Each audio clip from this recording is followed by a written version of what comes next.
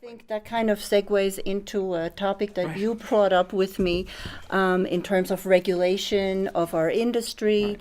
This is always that, This is a scary word, regulation. Nobody wants to hear Right. regulation.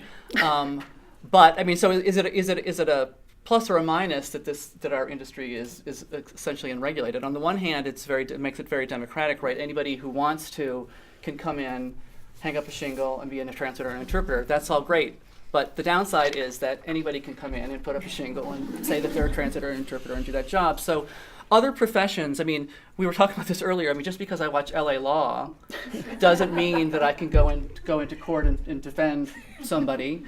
I watch Right. all however bazillions of seasons of Grey's Anatomy, but that doesn't make me a heart surgeon. So just because you took high school Spanish doesn't make you a translator and interpreter. And so we need to get serious about ourselves in order for us to be taken seriously as a profession. So what does that mean? Does it mean that there's it would be great. A lot of countries have a certification process for their translators and their interpreters. We don't have that broadly. We have different certifications with different organizations that can be helpful, but there's nothing straight across the board. In the state of Colorado, you have to have a license to be a beautician, and you have to jump through all these hoops. To open a barbershop, you have to do this. To be an accountant, whatever. If you Google interpret, if you go to the DORA website and you look for interpreting or translation, it's crickets. There's nothing there.